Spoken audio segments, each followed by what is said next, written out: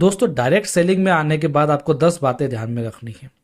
आप direct selling में आ गए हो, MLM कहो, नेटवर्क मार्केटिंग का कुछ भी कहो, अगर आप इसके अंदर आ गए हो तो 10 बातें जो मैं आपको बता रहा हूँ इसका आपने ध्यान रख लिया तो मान लो आपने जंग जीत ली। अगर इन चीज़ों का आपने ध्यान नहीं रखा तो आपको दिक्कत हो जाएगी। आने के जस्ट बात की बात कर रहा हूँ मैं, आपको क्या क्या ध्यान में रखना है, क्या क्या चीज़ें करनी है, स्टेप्स करने हैं, सब कुछ बता रहा हूँ आपको। तो बता दे रहा हूँ मैं आपको, इस ट्रेनिंग को एंड तक जरूर देखिएगा। और अभी आपको किसी और लोगों को ये ज्वाइन करवाना है ये ट्रेनिंग तो अभी के अभी करवा लीजिए और लाइव सुनिए हमारी बातें। चलिए दोस्तों, सबसे पहले मैं आपको बताऊं डायरेक्ट सेलिंग या MLM जो होता है, 2 तरीके होते हैं इसके। या तो आप इसको चुनौती के रूप में लो या इसको आप अपॉर्चुनिटी के रूप में लो। कई लोग इसको चुनौती के रूप में लेते हैं तो भी आपको 10 बातें ध्यान रखनी है जो मैं आपको बता रहा हूँ। कई लोग इसको अपॉर्चुनिटी सोचते हैं तो भी आपको 10 बातें ध्यान रखनी पड़ेगी, क्योंकि डायरेक्ट सेलिंग बहुत ही हार्ड एंड सिंपल चीज़ है। हार्ड भी है, सिंपल भी है दोस्तों। हार्ड अगर आप इसको मान रहे हो तो आपके लिए चुनौती हो सकती है, लेकिन इसको आप चुनौती के रूप में लोगे तो आप इसको कर भी लोगे। और अवसर क्यों है दोस्तों? क्योंकि इसमें करियर का बहुत अच्छा मौका मिल जाता है आपको। यानी बहुत ही गूढ़ चीज़ है डायरेक्ट सेलिंग इंडस्ट्री। चलो आज हम जानते हैं 10 बातें दोस्तों। पहली बात, कंपनी पर शोध करें। किसी भी कंपनी में जुड़ गए हो आप कोई भी डायरेक्ट सेलिंग में जुड़ गए हो तो उस कंपनी पर पूरी की पूरी आपको शोध करनी है।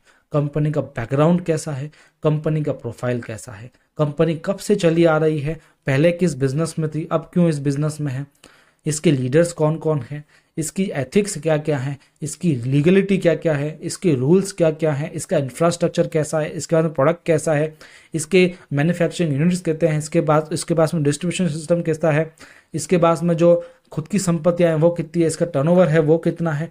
हर एक चीज़ आपको पता करनी पड़ेगी कंपनी की। यदि आप शेयर मार्केट में इंटरेस्ट रखते हो तो मैं आपको एक बात बताऊं, शेयर मार्केट वाले क्या करते हैं, जब भी कोई स्टॉक को पिक करेंगे उसके पहले उसकी पूरी की पूरी रिसर्च करते हैं। जो छोटा ट्रेडर होगा वो धीरे धीरे रिसर्च करता है, छोटी मोटी रिसर्च करता है, लेकिन जो बड़ा ट्रेडर होता है पूरी अच्छे से मार्केट रिसर्च करता है उसकी। उसी प्रकार आपको किसी डायरेक्ट सेलिंग कंपनी में ज्वाइन होना है तो उसके ऊपर पूरी रिसर्च करें, वीडियोस देखें, ब्लॉग्स देखें, उस कंपनी की वेबसाइट पर जाएं, लोगों से पूछें, कुछ भी करें, लेकिन उस कंपनी की पूरी जानकारी आपके पास में होनी चाहिए। दूसरी बात, उत्पादों को समझना पड़ेगा आपको। आप कंपनी में ज्वाइन हो गए हो, उसके उत्पादों को समझना स्टार्ट करो। उसके जो भी प्रोडक्ट्स है उसको स्टार्ट कर लो। भले एक छोटे छोटा प्रोडक्ट है, बड़े से बड़ा प्रोडक्ट है, भले कितने ही प्रोडक्ट्स है, उनको आप समझो। समझने से क्या क्या है मैं आपको बताऊं। पहला तो आपको ये पता होना चाहिए कि आपके जो कंपनी है उसमें प्रोडक्ट क्या क्या मिलते हैं। ये काफ़ी कंपनियां जिसमें कई सारे प्रोडक्ट्स हैं, तो आपको ये पता होना चाहिए कि जो मार्केट में प्रोडक्ट मिल रहे हैं वैसा प्रोडक्ट हमारे पास में है कि नहीं है ना। ये आपको पता होना चाहिए। इसके बाद में प्रोडक्ट की क्वालिटी पता होनी चाहिए, प्रोडक्ट की विशेषताएं पता होना चाहिए, और आपका प्रोडक्ट क्यों मार्केट के प्रोडक्ट से भिन्न है ये पता होना चाहिए। प्रोडक्ट के अंदर की इंग्रेडिएंट क्या है वो पता होना चाहिए, उसकी विशेषता आपको पता होनी चाहिए, और उसका रेट कंपैरिजन भी आपको पता होना चाहिए। यदि उत्पादों को आपने समझ लिया इस तरीके से तो आपने मान लो जंग जीत ली, वरना आपको दिक्कत हो जाएगी।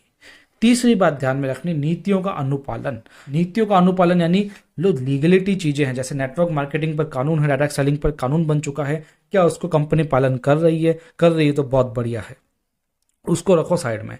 सेकंड, आपको क्या करना है, जो कंपनी की नीतियां हैं उसको भी आपको समझना पड़ेगा, है ना।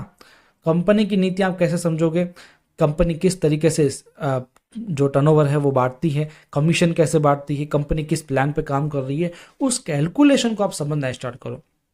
कंपनी किस स्ट्रेटजीज में काम करती है, उसके बाद बोनस कौन कौन से हैं, है ना। इन सबको आप समझना धीरे धीरे स्टार्ट करो, और हर एक चीज को समझो। आप डीप से डीप चीजों को समझो, कैलकुलेशन को समझो तो डीप से डीप समझो, हर तरीके को डीप से डीप समझो। हम बहुत जल्दी अपने कैलकुलेशन की ट्रेनिंग्स भी लाने वाले हैं, आप तैयार रहिएगा सब्सक्राइब करके चैनल को, क्योंकि कैलकुलेशंस बहुत ज़रूरी है, जो कंपनी की नीतियां हैं वो भी बहुत ज़रूरी है। दोस्तों आगे बताऊं मैं आपको, टर्नओवर पर ध्यान देना है, भर्ती पर आपको ध्यान नहीं देना है। आप यदि ज्वाइन हो ही गए हो बिजनेस में तो आपको क्या ध्यान देना है कि टर्नओवर कितना बढ़ सकता है। आप अपने सेल्फ पर टर्नओवर स्टार्ट कर लो सेल्स करके, या जो लोगों को आप ज्वाइन करवा रहे हो, भले आप महीने में एक व्यक्ति को ज्वाइन करवाओ, लेकिन इस तरीके से ज्वाइन करवाओ कि वो टर्नओवर अच्छा कर सके, क्योंकि सारा खेल होता है टर्नओवर पे होता है। अब भर्ती पर ध्यान दोगे, नहीं रिक्रूटमेंट पर ध्यान दोगे, तो आपके पास में कचरा इकट्ठा होता रहेगा। बस उस कचरे का आपको करना क्या है, कुछ नहीं होगा, लोग जुड़ते रहेंगे, डिलीट होते रहेंगे और कुछ नहीं। इसलिए आपको रिक्रूटमेंट पर ध्यान नहीं देकर के टर्नओवर पर ध्यान देना है, क्योंकि कंपनी जो एथिकल कंपनी होती है वो टर्नओवर पर पैसा बांटती है, ना कि भर्ती पर। इसलिए आपको टर्नओवर पर ध्यान देना है। नेक्स्ट, ट्रेनिंग्स और सेमिनार्स। आपको लगातार ट्रेनिंग और सेमिनार के अटैच में रहना है। अपलाइन के अटैच में रहना है, कॉन्टैक्ट में रहना है, उनसे बातें करनी है, काउंसलिंग करनी है, टारगेट्स लिखने हैं, लिस्ट बनवानी है, ये सब आपको करनी है। और ट्रेनिंग में आपको लगातार रहना है। कोई भी ट्रेनिंग होती है, ऑनलाइन ऑफलाइन हो, हमारी वेब चैनल पे हो, आरसीएम के चैनल पे हो, सब पे आपको रहना पड़ेगा। और साथ ही में जो बड़े बड़े सेमिनार्स होते हैं, भले वो किसी चैनल पे हो रहे हो या आपकी सिटी में हो रहे हो, आपको वहाँ पर भी उपस्थित रहना पड़ता है। नेक्स्ट, इन्वेंट्री अधिभार से बचे। इन्वेंट्री अधिभार क्या होता है? आप टारगेट के चक्कर में ज़्यादा स्टॉक ले लेते हो, पिन के चक्कर में ज़्यादा स्टॉक ले लेते हो, परचेज कर लेते हो और उसको घर पे रख लेते हो। इससे नेगेटिविटी फैलती है, आपका नुकसान होता है और डुप्लीकेशन भी इसका संभव नहीं है। ये बहुत दिक्कत वाली चीज़ है, आपको समझना पड़ेगा। आपको स्टॉक इकट्ठा नहीं करना है ना, आपको माल ला करके नहीं रखना है। माल को जितना बेच सको, जितना खरीद सको, जितना यूज़ कर सको, कंज्यूम कर सको, उतना ही आपको लेकर के आना है। इससे ज़्यादा नहीं लेकर के आना है। यदि कोई छोटा टारगेट हो तो थोड़ा बड़ा टारगेट ले सकते हो, लेकिन ज़्यादा अधिभार से आपको बचना पड़ेगा, वरना नेगेटिविटी हो जाएगी। एक दिन आपको बिजनेस को छोड़ना भी पड़ सकता है। समझ में आई बात? इसलिए इन्वेंट्री के अधिभार से आपको बचना पड़ेगा। कई लोग करते हैं, उनकी रॉयल्टी की पिन आने वाली होती है तो कई लोग तो हज़ारों का सामान लेकर के घर पे रख देते हैं। इससे नेगेटिविटी बढ़ती है भाइयों, क्योंकि यदि आपको अच्छा बिजनेस चाहिए तो एक ऐसा बिजनेस लाओ जो हर महीने मेंटेन हो सके। आप एक बार तो अच्छा खासा खरीद लोगे सामान, लेकिन अगले महीने क्या करोगे? फिर आपका बिजनेस जीरो भी हो सकता है। यानी एक बार तो आप लाखों में बिजनेस कर रहे हो, फिर आपका बिजनेस हज़ारों में चला जाएगा, फिर और अधिभार करोगे तो जीरो में चला जाएगा। इसलिए इन चीज़ों से आपको बचना पड़ेगा। कई लोग पिनों के चक्कर में ऐसा करते हैं, तो ऐसा आपको नहीं करना है। नेक्स्ट, नैतिक मार्केटिंग। नैतिक मार्केटिंग क्या है दोस्तों? आप मार्केटिंग कर रहे हो, अच्छी बात है, लेकिन हमेशा याद रखो, नैतिकता रखो अपने अंदर। कभी किसी से झूठ मत बोलना, कभी किसी की बुराई करके मत खेल लेना, कभी क्रॉस लाइन को मत छोड़ना छेड़ना।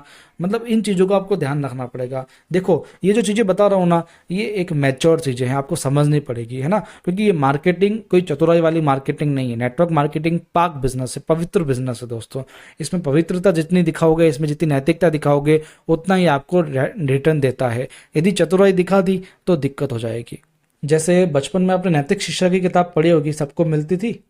मुझे तो मिलती थी नैतिक शिक्षा की किताब, जिस पर हम ज़्यादा ध्यान नहीं देते थे, लेकिन जो हर चीज़ की गूढ़ बातें उसमें लिखी होती थी। जैसे उसमें बताया जाता था अनेकता में एकता, लालच बुरी बला है ना। नैतिकता जो चीज़ें होती है ना, वो बताई जाती थी। तो वही कि वही आपके बिजनेस में लागू हो रही है ना। आपकी नेटवर्क मार्केटिंग में ये नैतिकता बहुत मायने रखती है, क्योंकि यहाँ पर लोग काम करते हैं। लोगों से आपने चीट कर लिया ना, तो मान लो आप अपने आप से चीट कर रहे हो। किसी भी बिजनेस में अनैतिकता चल जाएगी, लेकिन जो नेटवर्क मार्केटिंग होती है, इसमें अनैतिकता नहीं चलेगी भाई साहब। आपको नैतिक मार्केटिंग करनी पड़ेगी। लक्ष्य निर्धारण सबसे इंपॉर्टेंट। कोई भी काम कर रहे हो, अगर आपका कोई टारगेट नहीं है, कोई गोल नहीं है, तो फिर मज़ा नहीं आएगा। एक स्पेसिफिक टारगेट होना चाहिए। एक बढ़िया टारगेट लो, है ना। आपको अगले महीने क्या करना है, अगले 3 महीनों में क्या करना है, अगले 6 महीनों में क्या करना है, अगले साल, अगले 5 साल, कल क्या करना है, ये भी आपके पास में होना चाहिए। जो टारगेट्स आप ले रहे हो, आपका लक्ष्य बना रहे हो, वो स्पेसिफिक होना चाहिए। स्पेसिफिक यानी आपको पता होना चाहिए कि ये हो भी सकता है। यानी इसके बाद में ऐसा नहीं है कि आप कुछ भी ले लो जो अचीव ही नहीं हो पाए, तो फिर मज़ा नहीं आएगा, है ना। यानी स्पेसिफिक होना चाहिए, अचीवेबल होना चाहिए, मेजरेबल होना चाहिए। ऐसा नहीं कि आप कुछ भी बोल दो कि मैं चांद तारे तोड़ ले आऊँगा, तो ऐसा चीज़ होती नहीं है ना। मेजरेबल होना चाहिए।